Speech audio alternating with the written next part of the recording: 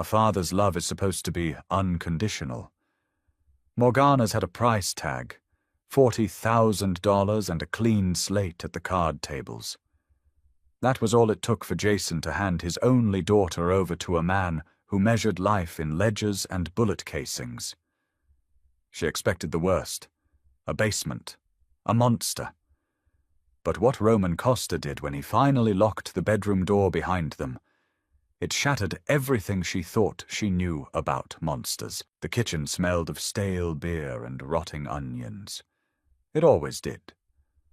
Morgana stood by the sink, gripping the edge of the chipped formica counter until her knuckles turned white. The dripping faucet kept a steady, agonizing rhythm. Drop, drop, drop. Across the room, her father sat at the rickety dining table. Jason was a small man, made smaller by the weight of his own chronic failures. His hands shook as he lit a cigarette. He didn't look at her. He hadn't looked her in the eye since the black SUV pulled up onto the dead grass of their front lawn 20 minutes ago. The man sitting opposite Jason didn't belong in a house with peeling linoleum and unpaid heating bills. His name was Roman Costa. Roman wore a dark wool suit that probably cost more than the house itself. He sat perfectly still. He didn't fidget. He didn't smoke. He simply looked at the piece of paper resting on the table between them. His hands resting on the table were large, the knuckles lightly scarred, a heavy gold watch peeking out from his cuff. 40,000! Jason muttered, his voice cracking. He took a drag of the cigarette, the cherry burning violently. That clears the books, the poker debt, the loan from last Tuesday, all of it. With interest, Roman said. His voice was a low baritone, rough like gravel grinding under a tire. It wasn't a threat. It was just a statement of fact. Right with interest. Jason finally cast a fleeting, watery glance toward the sink, toward his daughter. And she settles it. Morgana's stomach hollowed out. A cold, leaden weight dropped into her pelvis. She had known things were bad. The bruises on Jason's ribs from 2 weeks ago had told her that. The disconnected phone line had confirmed it. But this... She was 22. She worked double shifts at a diner by the interstate to keep the electricity on. She patched the holes in the drywall when Jason threw bottles at them. She had survived him. And now he was selling her to survive himself. She settles it. Roman echoed. He didn't look at Morgana like a predator. He didn't lick his lips or stare at her chest. He looked at her the same way a man might look at a used car he was taking in as collateral. Calculating. Cold. Detached. She's a good girl, Jason stammered, leaning forward, eager to sell the product now that the deal was struck. Quiet. Keeps things clean. Doesn't complain. You can... Shut up, Jason! Roman didn't raise his voice, but the words hit the room like a physical blow. Jason's mouth snapped shut. Roman slowly stood up. He buttoned his suit jacket. He finally turned his full attention to Morgana. His eyes were dark, an unreadable shade of brown framed by exhaustion. "Pack your things," he said to her. Morgana didn't move. She wanted to scream. She wanted to grab the heavy cast-iron skillet from the drying rack and swing it at both of their heads. But years of living with Jason had taught her that anger was a luxury she couldn't afford. Survival meant silence. Survival meant compliance. "I don't have much," she heard herself say. Her voice sounded thin, frail. It disgusted her. "Take what you need," Roman replied. "You have 10 minutes. She walked past her father without a word. Jason reached out a trembling hand, brushing her elbow. "Morgana, honey, I had to. You understand, right? They were gonna break my legs. They were gonna kill me." She stopped. She didn't look at him. She just stared at his yellowed fingernails resting on her cheap cotton sleeve. "I hope they still do," she whispered. Jason yanked his hand back as if he'd been burned. Morgana climbed the narrow, creaking stairs to her bedroom. The room was freezing. She pulled a duffel bag from under her mattress. She didn't pack the clothes Jason had bought her. She packed her uniforms, 2 pairs of jeans, a handful of worn sweaters, a framed photograph of a mother she barely remembered, her toothbrush. When she came back downstairs 9 minutes later, Jason was staring at the wall. Roman was waiting by the front door. He opened it. The biting November wind howled into the living room, bringing the smell of impending snow and car exhaust. Morgana stepped out onto the porch. She didn't look back. The door clicked shut behind her, severing the only life she had ever known. The SUV was a fortress on wheels, tinted windows, heavy armored doors. Morgana sat in the back, her duffel bag clutched to her chest like a shield. Roman sat beside her. There was at least 2 feet of heavy leather seating between them, but his presence swallowed all the oxygen in the cabin. In the driver's seat, a massive man with a thick neck and a shaved head steered the vehicle through the city streets. He hadn't said a word since they left the house. Morgana stared out the window. The neon signs of her neighborhood liquor stores, pawn shops, 24-hour laundromats blurred into streaks of red and yellow. She was trying to calculate her odds. If she opened the door at a red light, could she run? Would the driver shoot her? Would Roman even bother chasing her? Or would he just go back and kill Jason? The doors are locked from the front, Roman said. Morgana flinched, pulling the bag tighter against her. He hadn't even looked away from his phone, his thumbs moving rapidly across the screen. I wasn't going to run. She lied. You were calculating the distance to the alleyway we just passed? He replied, turning off his phone and sliding it into his breast pocket. He finally turned his head to look at her. In the passing streetlights, his face was a landscape of harsh shadows. Running would be stupid. Not because I'd hurt you, but because it's 20 degrees outside and you're wearing a denim jacket. Morgana tightened her jaw. Where are you taking me? Home. Whose home? Mine. The word hung in the air. Mine. Morgana's mind raced through a Rolodex of nightmares. She knew who Roman Costa was. Everyone in the city did. He ran the ports. He ran the unions. If a crate came off a ship without his tax, people ended up at the bottom of the river. He wasn't a pimp, but men with that kind of power took what they wanted. And her father had literally handed her over. What do you want from me? She asked. Her voice trembled, betraying the stoic front she was trying to build. Roman studied her for a long moment. He took in her frayed collar, the purple bruising around her left wrist where Jason had grabbed her a few days prior, the absolute terror swimming in her eyes. He looked away. I want you to sit quietly until we get there. The rest of the drive passed in suffocating silence. The cityscape shifted from crumbling brick and graffiti to towering glass and immaculate landscaping. They drove up into the hills, winding along a private road until they reached a pair of heavy iron gates. The gates parted silently, letting the SUV glide onto a sweeping driveway. The house was not a sprawling, ostentatious mansion. It was modern. Concrete dark wood and massive panels of bulletproof glass overlooking the city below. It looked like a bunker disguised as architectural art.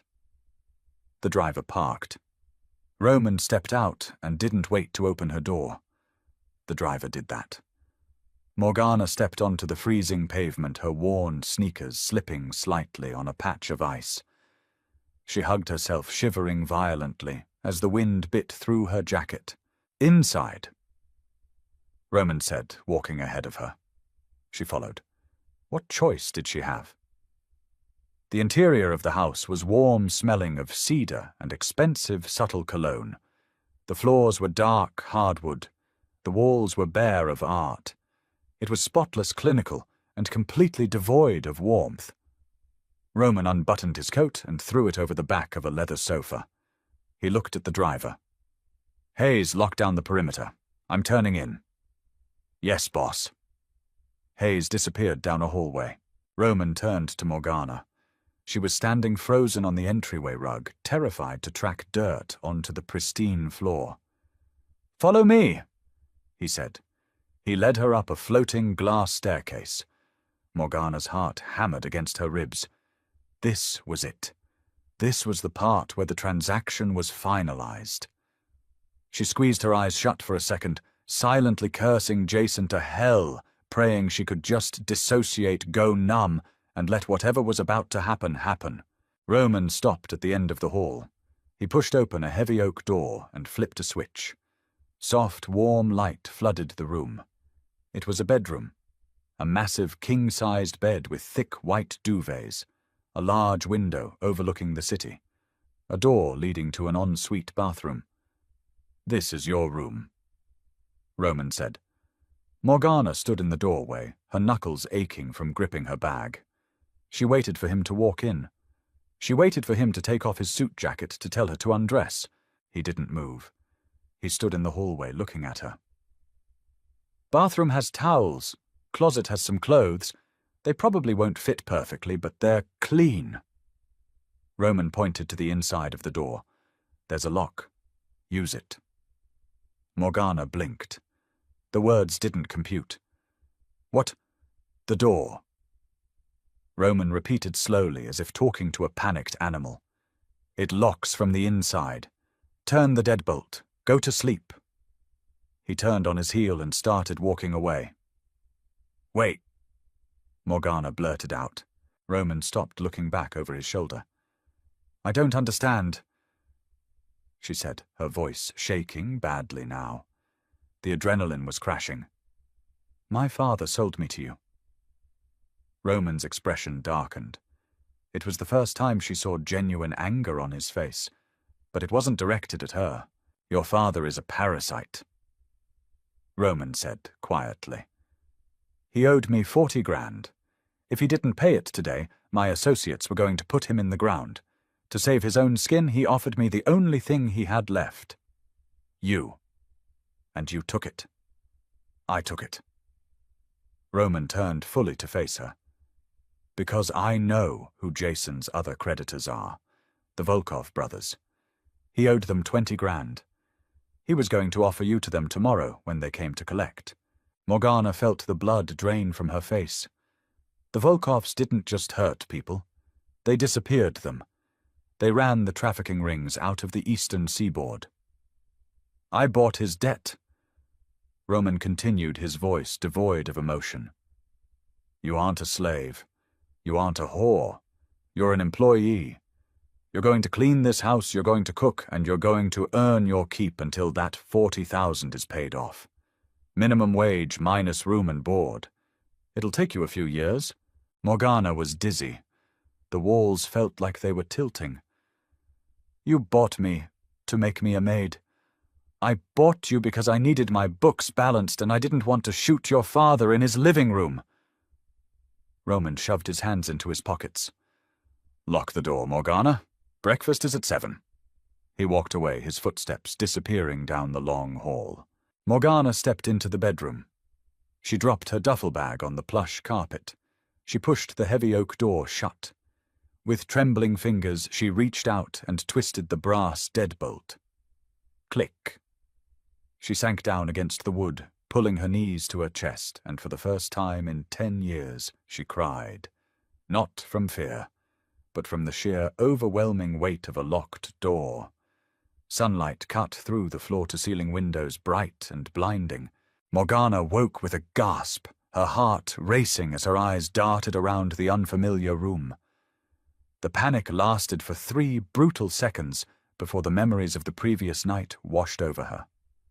She looked down. She was still wearing her jeans and her worn sweater. She had fallen asleep on top of the covers, too exhausted to even crawl under the duvet. She stood up, her muscles aching from the tension she carried. She walked into the bathroom. It was larger than her entire apartment had been. Marble counters, a massive glass shower, neatly folded white towels that felt incredibly soft. She washed her face with cold water, staring at her reflection. Dark circles bruised the skin under her hazel eyes. Her brown hair was a tangled mess. She looked like a ghost. Breakfast is at 7. She checked the digital clock on the bedside table. 6:45 a.m. Morgana quickly brushed her hair, smoothed down her wrinkled clothes, and unlocked the bedroom door. The house was dead quiet, the kind of quiet that only exists in places insulated by extreme wealth. She navigated her way back down the floating glass staircase, following the faint smell of coffee. She found the kitchen. It was an industrial-grade space, sleek stainless steel and dark granite. Roman was already there. He was dressed down today. A black turtleneck and dark slacks. He stood by the espresso machine watching a dark stream of coffee fill a small ceramic cup. He didn't look like a mob boss this morning. He looked like a tired architect. "Morning," he said, not turning around. Morgana froze near the island counter. "Good morning." He turned, taking a sip of the espresso. His eyes scanned her quickly, noting the slept-in clothes. "There's fresh coffee in the carafe. Mugs are in the cabinet on your left." Morgana moved stiffly. She found a mug, poured the black coffee, and wrapped her cold hands around the ceramic. She didn't know what to do with herself. Should she stand, sit, wait for orders, drink? He said, gesturing to one of the bar stools. She sat down cautiously on the edge of the leather seat. The coffee was bitter strong and incredibly good. "Hayes will take you into town this afternoon," Roman said, pulling a tablet onto the counter and swiping through something that looked like a spreadsheet. "You need clothes, uniforms for cleaning, everyday wear, whatever you need. Put it on the card he gives you." "I don't need—" "You're wearing yesterday's jeans," Roman interrupted smoothly without looking up. "I run a clean house. That includes the people in it. It's not a request." Morgana bit her lip. The instinct to argue flared up, a defense mechanism honed by years of surviving Jason. "Is the cost of the clothes added to my debt?" Roman paused. His finger stopped mid-swipe on the tablet. He looked up at her, really looked at her. "No. Consider it a signing bonus." He went back to his tablet. Morgana took another sip of coffee. The silence was stretching thick and awkward. She needed to understand the parameters of this cage. "Mr. Costa, Roman." "Roman." She corrected the name, feeling heavy on her tongue. "Why am I really here? You don't need a maid. You have men with guns guarding your front door. You have enough money to hire a whole staff of professionals. You didn't buy a $40,000 debt to get someone to scrub your toilets." Roman set the tablet down. The casual atmosphere evaporated instantly. He leaned against the counter, crossing his arms over his chest. The muscles in his forearms shifted under the dark fabric. "You're right," he said quietly. "I don't need a maid." "Then what do you need?" "I need leverage," he said, his voice flat. "Your father is a degenerate gambler, but he's also a foreman at the Southern Docks. He holds the manifest keys. He's been taking bribes from a rival crew to let their shipments pass through my territory undetected." Morgana felt a chill creep up her spine. Jason wasn't just gambling. He was stealing from the mob. "I found out 2 days ago." Roman continued. "In my line of work, the penalty for that is death. No trial, no negotiations. You steal from me, you go in the ground." Morgana's hands shook the coffee rippling in her mug. "So why is he still alive?" "Because if I kill him, the Port Authority launches an investigation. The Fed starts sniffing around the docks. It halts my operations. It costs me millions. I needed him alive, but I needed him terrified. I needed to own him completely." Roman held her gaze, unflinching. "Taking his daughter, taking the one piece of property he actually values that ensures his loyalty. He'll stamp my manifests, he'll keep his mouth shut, and he'll never take a dime from my rivals again, because he knows I have you." Morgana absorbed the blow. She wasn't an employee. She wasn't a charity case saved from the Volkovs. She was a hostage. Strangely, the truth settled her stomach. This, she understood. Transactional cruelty. It made sense. So as long as he behaves, I stay alive. Morgana clarified, her voice eerily calm. Roman's eyes narrowed slightly. He seemed surprised by her lack of hysterics. As long as he behaves, you stay comfortable. Nobody touches you. You cook, you clean, you live a quiet life. When his usefulness at the docks ends, your debt is wiped and you walk away. And if he doesn't behave... Roman didn't answer immediately. He looked at her pale face, at the fading bruise on her wrist. He'll behave, Roman said, finally picking up his espresso cup. He's a coward, and cowards always protect themselves. You're wrong about one thing, Morgana said softly. Roman raised an eyebrow. Oh, you said you took the one thing he values. Morgana looked down at her coffee mug, a bitter, hollow smile touching her lips. He doesn't value me. If they offered him enough money to betray you, he'd let you kill me. He wouldn't even come to the funeral.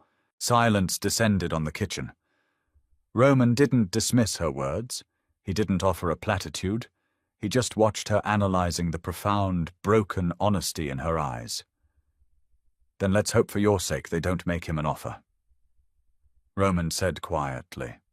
He turned and walked out of the kitchen, leaving her alone with a cage made of glass and a lock she controlled from the inside. The shopping trip was exactly as Roman had described it, a silent, efficient transaction.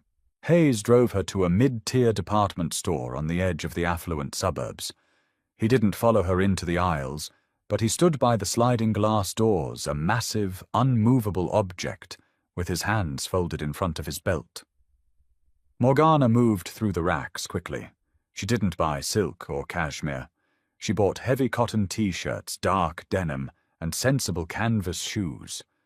For her uniform, she selected plain black scrubs. They were cheap, durable, and they clearly defined her role in the Costa house. When she handed Hayes the stack of clothes at the register, he simply swiped a heavy black card. The cashier looked terrified. Hayes didn't even blink. By Tuesday, Morgana had established a routine. Routine was a survival tactic. If she kept her hands moving, her brain couldn't spiral into panic. She woke at 6. She cleaned the kitchen, scrubbing the granite countertops until they gleamed. She vacuumed the massive living room. She did laundry. The house was already immaculate, maintained by professional crews before her arrival, but Morgana cleaned with a manic intensity. She bleached the grout in the guest bathrooms. She polished the baseboards. It gave her something she desperately needed, a sense of territory. Roman was a phantom during the daylight hours.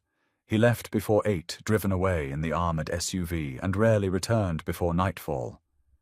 When he was home, he was locked in his home office, the heavy double doors firmly shut. They didn't speak. He didn't demand her attention, and she made sure not to offer it. Until Thursday night. A fierce winter storm had rolled over the city, lashing freezing rain against the bulletproof glass of the house. Morgana was in the kitchen at midnight. She couldn't sleep. The wind howling against the house sounded too much like her father screaming in a drunken rage. She was wiping down the inside of the refrigerator when the front door opened.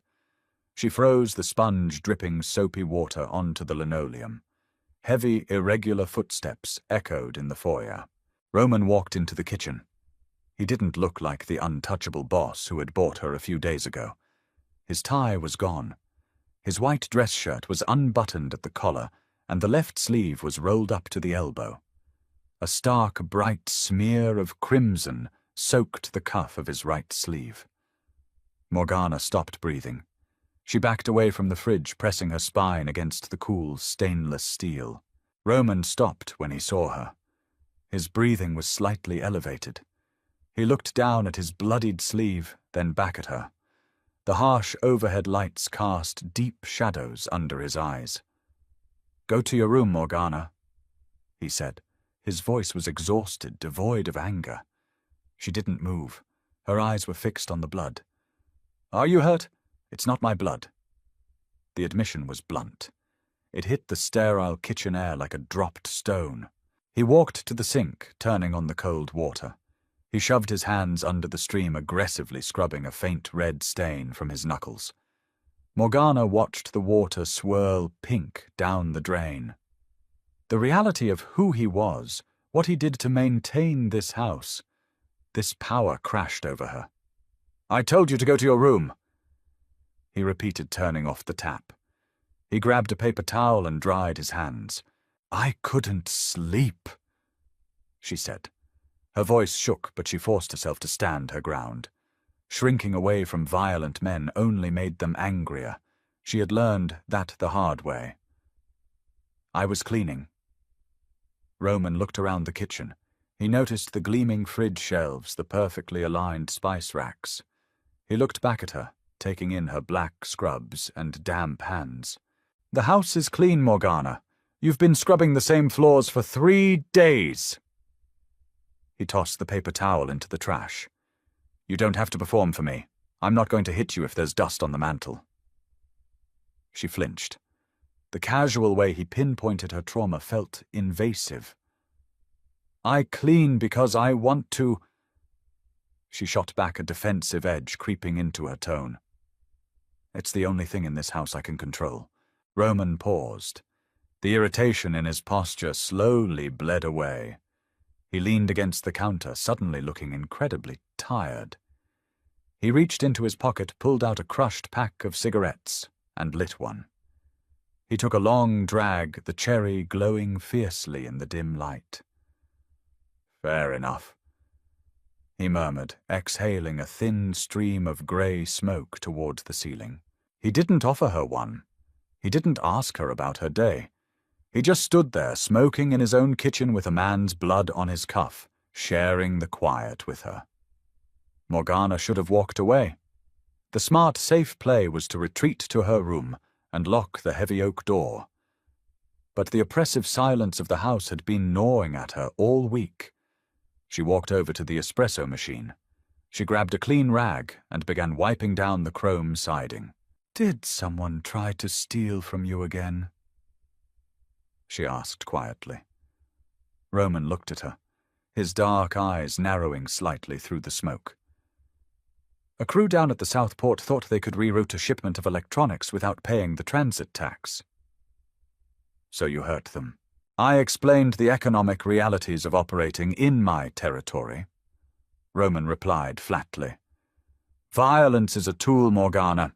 It's loud, it's messy, and it brings police attention. I only use it when diplomacy fails. Tonight, diplomacy failed." "And my father?"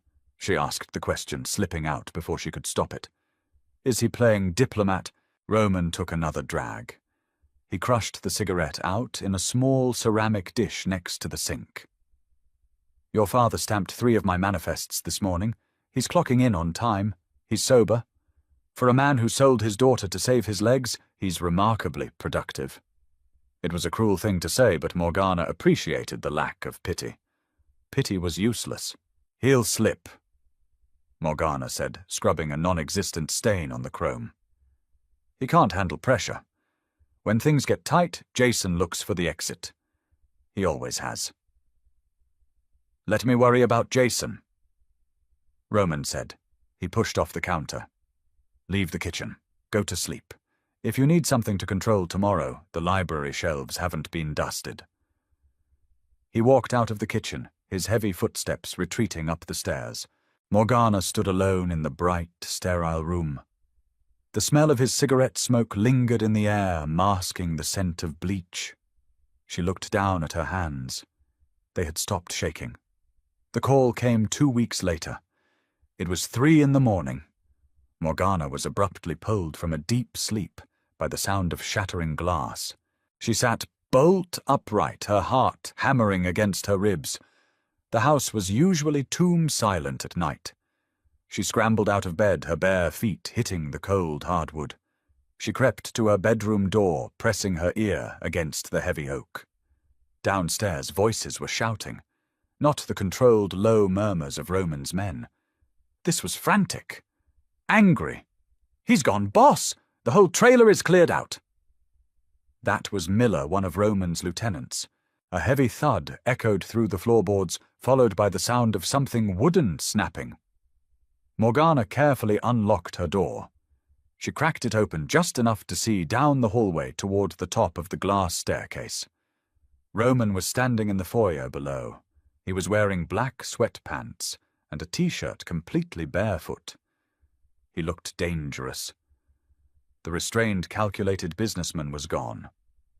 This was the man who owned the city. Hayes stood near the front door, snow melting off his heavy coat. How long ago? Roman demanded, his voice a low, terrifying rumble. Maybe 4 hours. Hayes replied gruffly. The Volkovs sent a crew to the docks. They bypassed our patrol route. Jason let them through the eastern gate. They moved 2 containers of military-grade hardware out before the shift change. Morgana's stomach plummeted. Jason let them through. Where is he? Roman asked. Gone! Miller said, pacing aggressively across the rug. The Volkovs paid him out. We checked his rat hole house. Completely empty. He took the cash and skipped town. He knew you'd kill him. Morgana leaned against the doorframe, her vision blurring. Her father had done it. He had taken the Volkovs' money. He had betrayed Roman. If they offered him enough money to betray you, he'd let you kill me.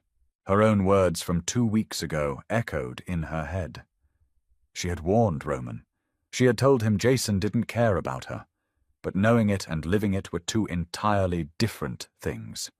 Her father had signed her death warrant for a pile of cash. Down in the foyer, the silence was heavy, suffocating. Miller stopped pacing. He looked up the staircase directly toward the hallway where Morgana's room was. So what do we do about the girl? Morgana stopped breathing. She gripped the edge of the door, waiting for the execution order. This was how the mob worked. Blood for blood.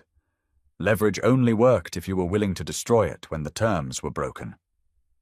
She's a loose end now, boss. Hayes added, his voice completely devoid of malice. It was just business. Jason broke the deal. We have to send a message. If the city finds out a junkie foreman crossed you and you didn't retaliate, it looks weak. Roman stood perfectly still. He stared at the shattered pieces of a ceramic vase he had clearly thrown against the wall moments earlier. Bring her down, Miller suggested. We can take her to the warehouse, film it, send the tape to the Volkovs and whatever hole Jason is hiding in, let them know what happens when they cross the coasters. Morgana squeezed her eyes shut. She didn't cry. She just felt a profound, heavy numbness. She looked around her bedroom. There were no weapons. The window was a 30-foot drop onto concrete. Running was impossible. She stepped back from the door. She would not let them drag her out from under the bed. If she was going to die tonight, she would walk down those stairs herself. She pulled her bedroom door open. Before she could take a step out of the hallway, Roman's voice echoed up the stairwell. It was quiet, but it commanded the room completely. Nobody touches the girl. Morgana froze. Below, Miller blinked, clearly confused. Boss Jason burned us. He stole from you. The collateral is forfeit. I said. Roman repeated, his voice dropping an octave. Nobody touches her. Hayes shifted uncomfortably. Roman, with respect. That's not how this works. You keep her alive, you look soft. The Volkovs will use it. They'll say you don't have the stomach to punish a traitor. Roman turned slowly. He looked at Hayes, then at Miller. The sheer predatory weight of his glare made both men take a half-step back. Are you questioning my stomach, Hayes? Roman asked softly. No, boss. Just laying out the optics. Fuck the optics. Roman ran a hand over his face, exhausted. Jason is a dead man. Put a bounty on him. 50 grand to whoever brings him to me breathing. 100 if they bring me his head in a box. I don't care. But the girl has nothing to do with this. She's his daughter, Miller argued weakly. She's a maid. Roman snapped, his patience snapping. She scrubs the floors, she makes the coffee. She told me 2 weeks ago that her father would sell her out, and she was right. Punishing a girl who already knew she was abandoned proves nothing except that I'm a sadist. He pointed a finger at Miller. You don't look at her. You don't speak to her. If I find out either of you so much as breathed heavy in her direction, to prove a point, I won't just kill you. I will dismantle you. Do you understand? Miller swallowed hard. Understood. Get out. Roman ordered. Find Jason. Find the Volkov shipment. Tear the east side apart if you have to. The two men didn't hesitate. They turned and walked out the front door, disappearing into the freezing night. Roman stood alone in the foyer. He let out a long, ragged exhale, rolling his shoulders to release the tension. He looked up. Morgana was standing at the top of the glass staircase. Her hands were gripping the metal railing so tightly her knuckles were translucent. She was wearing an oversized t-shirt, shivering slightly in the cool air of the house. Roman stared at her. He didn't look surprised that she had been listening. Go back to bed, Morgana, he said quietly. She walked slowly down the stairs. Each step felt incredibly loud in the empty house. She didn't stop until she reached the bottom, standing only a few feet away from him. Why? She asked. Her voice was cracked, barely a whisper. Hayes was right. It makes you look weak. Why didn't you let them take me? Roman looked down at her. He saw the terror she was trying to hide, the absolute disbelief in her hazel eyes. He stepped closer, stopping just before their personal space overlapped. Because I bought your debt. Roman said, his voice surprisingly gentle. Jason didn't honor his end of the contract, but I honor mine. You work here. You're my responsibility. And I protect what's mine. He reached out his large, scarred hand, hovering in the air for a second, before he gently brushed a stray lock of brown hair behind her ear. His fingers were warm against her freezing skin. No one is going to hurt you in this house, Morgana, he said, his eyes locking onto hers with absolute terrifying sincerity.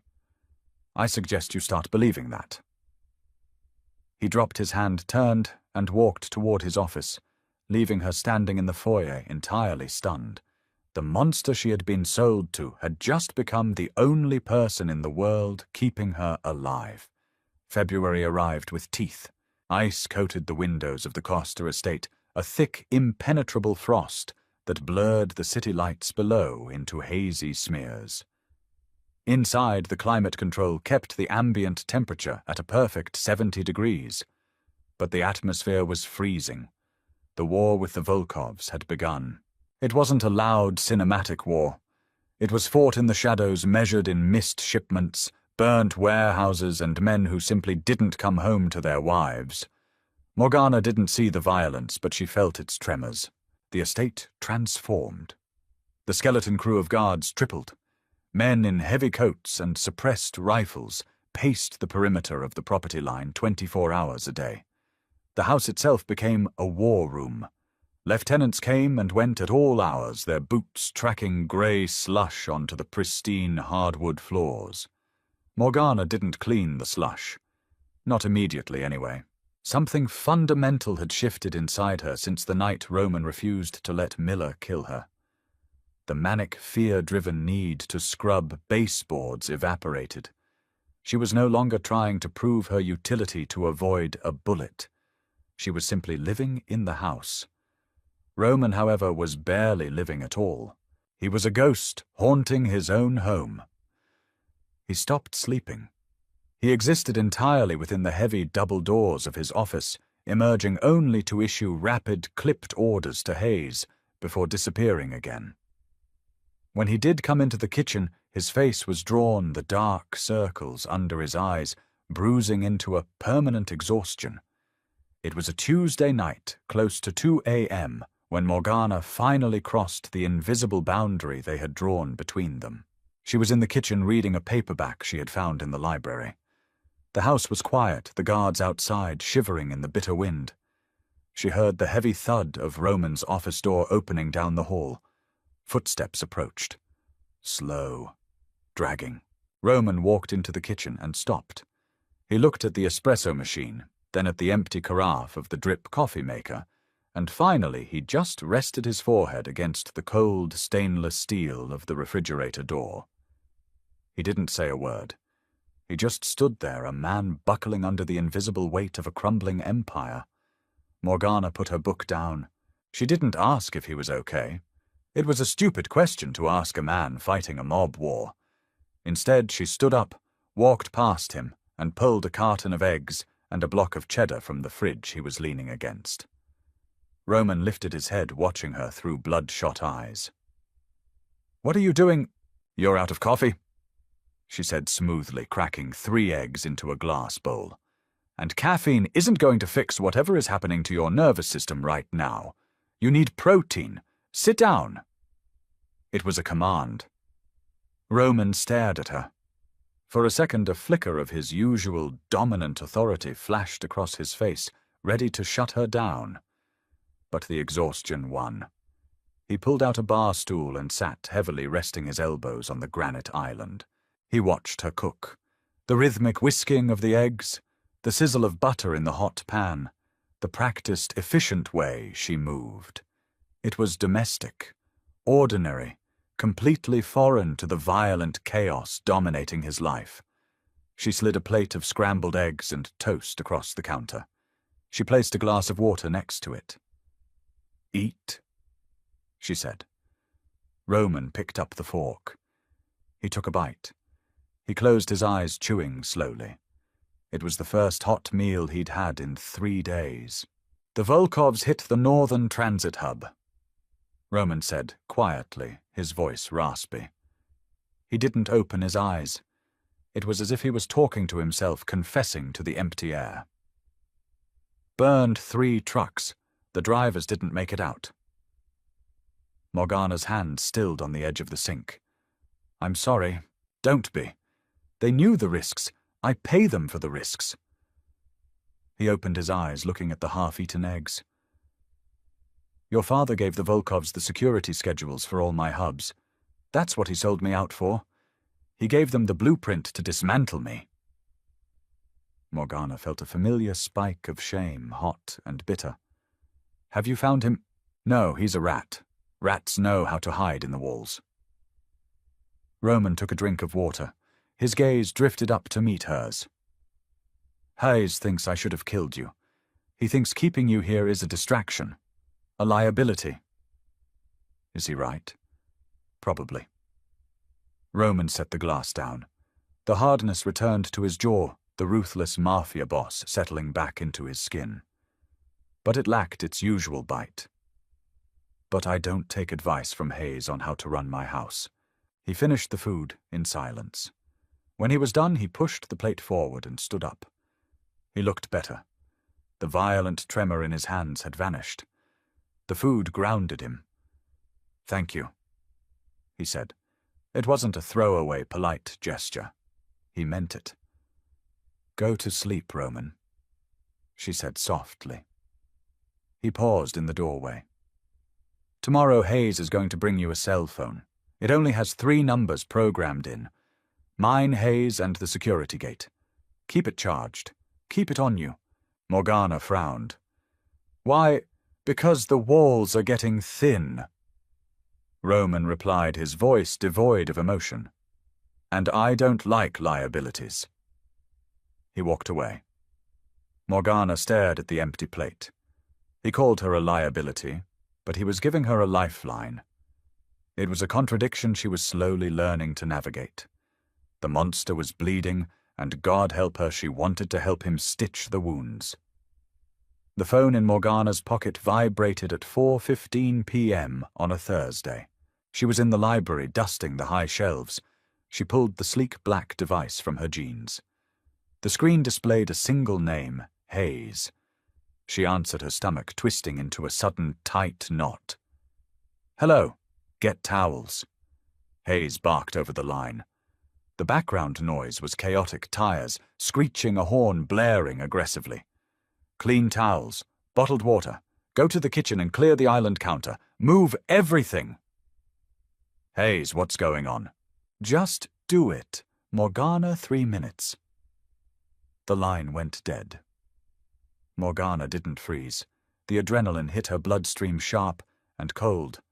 She dropped the duster. She ran to the linen closet, grabbing an armful of thick white towels, and sprinted down the hallway to the kitchen. She shoved the fruit bowl, the espresso cups, and the decorative vases onto the floor. Ceramic shattered, but she didn't care. She wiped the massive granite island clean. The front doors blew open. Keep pressure on it. Don't let up! Hayes roared, his massive frame filling the entryway. He wasn't walking alone. He was practically carrying Roman. Roman's arm was slung over Hayes's thick neck.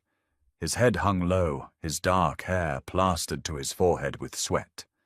The left side of Roman's crisp white shirt was gone. Not torn. It was soaked through with a heavy, wet, shining crimson that dripped onto the hardwood floor with every step. "Kitchen!" Hayes yelled, half dragging the boss forward. Morgana stood frozen for a split second, the horror of the blood paralyzing her. But then Jason's voice echoed in her head. "You're useless, Morgana. Just stand there and look stupid." She shook the memory off. She grabbed the stack of towels. "Here," she commanded, pointing to the cleared granite island. "Put him up here." Hayes grunted, lifting Roman with brutal strength and laying him flat on the cold stone. Roman groaned a harsh, guttural sound of pure agony. His eyes were open but unfocused, glassy with shock. "Hold this," Hayes ordered, grabbing Morgana's hand and pressing it violently against a wadded-up jacket clamped to Roman's left side. "Push down. Harder." Morgana threw her entire body weight against the wound. The fabric was soaked. Hot, sticky blood immediately coated her fingers. The metallic smell of copper filled the kitchen, overpowering the scent of coffee and cleaners. "What happened?" she demanded, her voice remarkably steady, despite the violent shaking in her legs. "Ambush, nay." Hayes spat, pulling a burner phone from his pocket and dialing rapidly. "Meeting at the docks. Supposed to be a sit-down with the union rep. Volkov shooters were waiting in the shipping containers. Boss took one to the ribs. Doc Gallagher is 5 minutes out." Roman coughed. A speck of blood appeared at the corner of his mouth. Morgana's heart stopped. She pressed harder against his side. "Roman, look at me." His head lolled to the side. His dark, unfocused eyes lazily tracked her face. He blinked, struggling to clear the haze of blood loss. "Morgana, I'm here. Just breathe. Keep breathing." Hayes paced the kitchen, shouting at the perimeter guards over a radio, barking orders to lock down the gates and arm the outer walls. The house was going to war. Roman reached up with his uninjured right hand. His fingers smeared with his own blood, loosely gripped Morgana's wrist where she was pressing down on his wound. "Hayes!" Roman choked out. The sound was weak wet. Hayes dropped the radio, rushing back to the island. "I'm here, boss. Doc is pulling in now." "Get her out!" Roman's grip on Morgana's wrist tightened weakly. He wasn't looking at Hayes. He was staring directly into Morgana's eyes. "Get her out of the house. Put her in the armored sedan. Send her to the safe house in the Berkshires." Hayes hesitated. "Boss, we're locked down. Moving her is a risk." "Do it!" Roman snarled, the exertion costing him a violent shudder of pain. He looked back at Morgana. His eyes were suddenly sharp, desperate. "They know you're here. They know Jason's daughter is the maid. If they breach the gates, they won't just kill you. They'll use you. Go with Hayes." He was giving her an out. In the middle of bleeding to death on his own kitchen counter, Roman Costa was trying to honor his contract. He was trying to protect her. Morgana looked down at him. She looked at his blood covering her hands. She thought about her father. Jason would have pushed her in front of the bullet to save himself. Jason had sold her for poker chips. Roman took the bullet, and his first thought was her extraction. "No," Morgana said. Hayes blinked, pausing his frantic pacing. Roman gritted his teeth. Morgana, don't be stupid. Get in the car. No, she repeated. She leaned down closer to his face, applying more pressure to the wound. I'm not running. I'm not Jason. I don't abandon people when the bill comes due. Roman stared at her. The anger in his eyes slowly dissolved into something entirely different. A profound, terrifying realization. He saw her, not as a debt, not as a hostage, but as an equal force of will. Before he could argue, the kitchen doors burst open. Dr. Gallagher, a thin man carrying a massive black trauma bag, rushed in, followed by 2 armed guards. Move! Gallagher barked, shoving Hayes aside. He looked at Morgana. Keep the pressure. Don't move your hands until I tell you. Morgana nodded, her jaw locked tight. For the next 45 minutes, the kitchen became an operating room. Morgana didn't flinch. She held the pressure. She handed Gallagher forceps and gauze when he barked for them. She watched as he dug a 9mm slug out of Roman's ribcage. Through it all, Roman didn't pass out. He bit down on a leather belt Hayes handed him, his eyes locked on Morgana. She didn't look away. She anchored him to the room.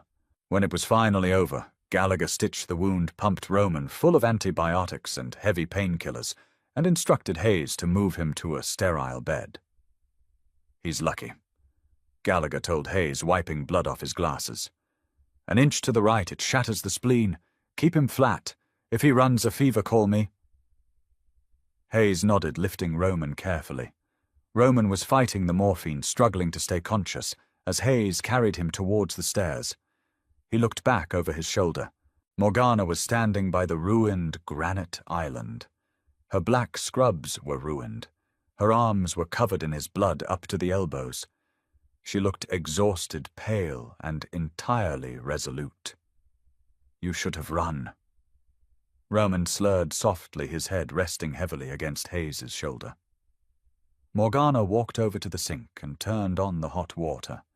She watched his blood wash off her skin and spiral down the drain.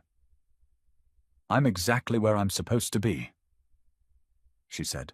She turned off the tap, and for the first time since she arrived at the Costa estate, Morgana didn't go to her room and lock the door. She walked upstairs, following the trail of blood, and sat in the chair beside Roman's bed. She was going to hold the line. Roman didn't leave his bed for 6 days. The fever hit him on the 2nd night, a raging, venomous heat that soaked the sheets in sweat and made him delirious. Morgana didn't leave the chair beside his bed. When he thrashed, tearing at his stitches, she held his shoulders down with all her weight. When he called out for people she didn't know, names of dead men from a past he had buried, she placed a cool, damp washcloth against his forehead until his breathing leveled out. She became the gatekeeper. Hayes and Miller ran the street war from the kitchen, but they only entered the master bedroom when Morgana allowed it. The men didn't question her. They had seen her bathed in his blood, holding the line while they panicked. In their brutal transactional world, she had earned her place. She wasn't the maid anymore. By the end of the 2nd week, Roman was sitting up. By the 3rd, he was working from the leather armchair by the window, a laptop balanced on his uninjured thigh. The bruising on his ribs was an ugly, mottled yellow, and he moved with a stiff, guarded caution. But the sharpness had returned to his eyes. The Volkovs had missed their shot. Now Roman was systematically dismantling them. It was a Tuesday afternoon when the war finally dragged Jason to the front door. Morgana was in the kitchen brewing green tea. The heavy oak doors of the entryway slammed open. She heard a scuffle, the dull thud of a fist hitting bone, and a sharp, pathetic yelp. She walked out to the foyer. Hayes had Jason by the scruff of his filthy winter coat. He tossed the older man onto the hardwood floor like a sack of garbage. Jason scrambled backward, his boots squeaking against the polished wood until his back hit the wall. He looked terrible. His face was hollow, covered in grey stubble. His eyes were bloodshot and darting frantically around the room. Miller stood by the door, wiping a smudge of blood off his knuckles. Found him trying to board a Greyhound to Cleveland. He was sleeping behind a dumpster 2 blocks from the station. Roman stood at the top of the glass staircase. He moved slowly, his left arm resting rigidly against his stomach, but his presence was absolute. He looked down at the trembling man on his floor. "Jason," Roman said. The name dropped into the silence like a stone down a well. Jason looked up, squinting against the bright lights of the house. Then he saw Morgana standing near the kitchen entrance. Morgana. Jason scrambled to his knees, holding his hands out toward her in a desperate plea. "Morgana, thank God. Tell them. Tell them I'm your father. Tell them they can't do this to me." Morgana didn't move. She held the warm ceramic mug in both hands, letting the heat seep into her palms. She looked at the man who had raised her. She looked for the fear she used to feel. She looked for the pity she thought she owed him. There was nothing, just a profound, echoing emptiness. "You aren't my father, Jason," she said, her voice perfectly calm. "You're just a man who lived in the same house until you sold me." Jason blanched. "I had to. They were going to kill me, Morgana. You know that. I did it to keep us both alive." "You did it because you're a coward." Roman interrupted, softly descending the stairs 1 careful step at a time. He stopped 3 steps from the bottom. "You sold her to me, then you sold my roots to the Volkovs. You took a payout to let them put a bullet in my ribs." "I didn't know," Jason sobbed, pressing his hands against his face. "They just wanted the schedules. They said they were going to rob the trucks, not shoot you. I swear to God, Costa, I didn't know it was a hit." "It doesn't matter what you knew," Roman said. He looked at Hayes. "Take him out back." Hayes stepped forward, his massive hand reaching for Jason's collar. "Wait," Morgana said. Hayes froze, looking up at Roman for confirmation. Roman didn't say a word. He just shifted his gaze to Morgana, yielding the floor. Morgana walked forward. She stopped a few feet from Jason. He looked up at her, tears cutting tracks through the grime on his face. He looked so small. For 22 years, this man had been the monster in her closet. He had dictated her worth, controlled her terror, and bartered her life. Now he was just a pathetic degenerate, begging on a billionaire's floor. "Morgana, please."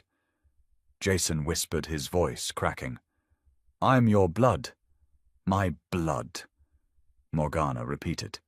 She thought about the blood she had washed off her hands 3 weeks ago. Roman's blood. Blood spilled because this man couldn't stop taking. "You owe the Volkovs, don't you? The money they paid you, you gambled it away while you were hiding." Jason swallowed hard, looking away. That was all the confirmation she needed. She looked up at Roman. "If you kill him, you do the Volkovs a favor. You clean up their mess. If I let him live, he remains a loose end." Roman replied evenly. "He's a liability. Only if he's here." Morgana looked back down at Jason. "He has no money, no protection. The Volkovs know he failed because you're still breathing. They'll be looking for him. If you throw him out that door, he won't make it a week on his own." Jason's eyes widened in sheer panic. "Morgana, no. They'll skin me alive. You can't let them put me out there. You have to hide me." "I don't have to do anything," she said softly. She turned away from him, walking back towards the kitchen. "Open the front door, Hayes. Throw him out." "Morgana!" Jason screamed, thrashing wildly, as Hayes grabbed him by the belt and dragged him towards the heavy oak doors. "You ungrateful bitch, I fed you, I kept a roof over your head, Morgana." The doors opened to the biting March wind. Hayes hurled Jason onto the concrete driveway. "Don't come back," Haas grunted, "or the boss won't be the one deciding what happens to you." The doors slammed shut. The deadbolt clicked. The house plunged back into silence. Roman remained on the stairs. He watched Morgana standing in the kitchen doorway. She was staring at her tea, her shoulders perfectly relaxed. She hadn't flinched when Jason screamed. "Are you all right?" Roman asked quietly. Morgana looked up. A small, genuine smile touched the corners of her mouth. It was the first time he had ever seen her smile. "The house is clean," she said. April brought rain that washed the last of the grey slush and the spilled blood from the city streets. The war ended in a boardroom, not an alley. Roman spent 3 days in Chicago, and by the time he returned, the Volkov leadership had been isolated and systematically erased. The estate stood down. The perimeter guards vanished. The lieutenants stopped tracking mud into the foyer. But inside the house, the quiet wasn't peaceful. It was suffocating. A heavy, expectant tension hung in the air. On a Thursday morning, Roman found Morgana in the library. He was back in his tailored charcoal suits. The brutal exhaustion finally faded from his face. He looked whole again. "My office," he said. He didn't wait for an answer. Morgana wiped her hands on her jeans and followed him. It was the one room she had always been explicitly forbidden from entering. The heavy double doors opened to a space that smelled of old paper and faint cigar smoke. Roman stood behind a massive mahogany desk holding a manila folder. He tossed it onto the wood. It landed with a soft slap. "That is your father's ledger," Roman said. He pulled a heavy silver lighter from his pocket, sparked the flame, and touched it to the corner of the top page. Morgana watched in stunned silence as the paper curled and blackened, flaking into ash inside a heavy glass tray. "The debt is paid," Roman said, watching the fire die. "Your father's tab is closed. The Volkovs are gone. There is no one looking for you.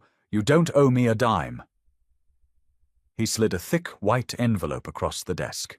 "There's $20,000 in there. Cash. It's a severance package. Hayes is pulling the SUV around. He'll take you wherever you want to go." Morgana stared at the envelope. It was freedom. It was everything she had prayed for when she was shivering in the back of his car 5 months ago. So why did it feel like the floor was collapsing beneath her? "You're firing me," she said, her voice hollow. "I'm freeing you," Roman corrected. His voice was steady, but there was a harsh, rigid tightness in his jaw. He was forcing the detachment. "You were collateral, Morgana, a hostage to ensure a coward's good behavior. The coward is gone. The contract is void. I saved your life, which is why you're walking out of here with 20 grand instead of a bus ticket." Roman replied coldly. "You won. Take the money and go live a life that doesn't involve bulletproof glass." She looked at the faint, uneven line of the bullet scar just visible above his collarbone. She had spent her entire life trying to escape monsters. But Roman wasn't a monster. He was a man holding up a very dark sky, and she had helped him hold it. She picked up the envelope. "Okay," she whispered. She went upstairs to her bedroom. She pulled her worn duffel bag from under the bed. She didn't pack the expensive clothes he had bought her. She packed her 2 pairs of jeans, her worn sweaters, and the framed photo of her mother. She left the black scrubs neatly folded on the edge of the mattress. She walked downstairs. The heavy front doors were open, the spring breeze blowing into the foyer. Beyond the threshold, the black SUV idled in the driveway, Hayes standing stoically by the rear door. Roman stood in the foyer, waiting to see her out. He looked like a man bracing for a car crash. Morgana walked to the threshold. The air outside smelled like wet pavement. It smelled like her old life, unpaid bills, double shifts, and running from shadows. She stopped. She turned around. Morgana let the duffel bag slide off her shoulder. It hit the hardwood floor with a heavy thud. Roman blinked, his stoic mask slipping. "Morgana Hayes is waiting." "I don't care," she said. She stepped away from the open door, crossing the foyer, until she was standing inches from his chest. "I told you," Roman said, his voice dropping to a rough, desperate whisper. The debt is paid. You don't have to stay. I know.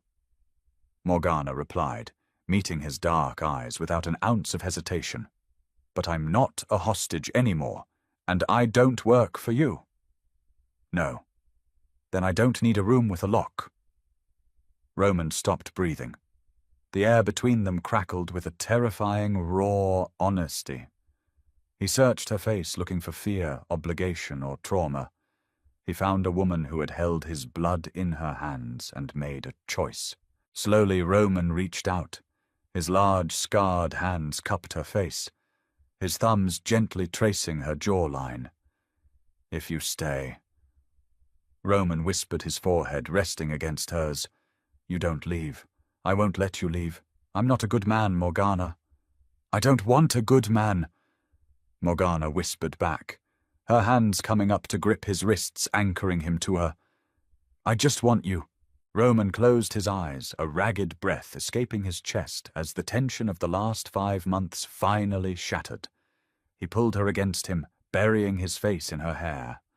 Outside, Hayes slowly pulled the heavy oak doors shut, the deadbolt clicking into place, leaving them entirely alone. That's it for the incredible journey of Morgana and Roman. From a terrified hostage sold to settle a gambling debt to the queen of a Mafia empire, she didn't just survive the darkness, she learned how to rule it. If this intense, slow-burn romance had you on the edge of your seat, hit that like button and subscribe to the channel so you never miss our next story. Who was your favorite character, and did Jason get what he deserved? Let me know down in the comments. And don't forget to share this video with your fellow dark romance fans. See you in the next one.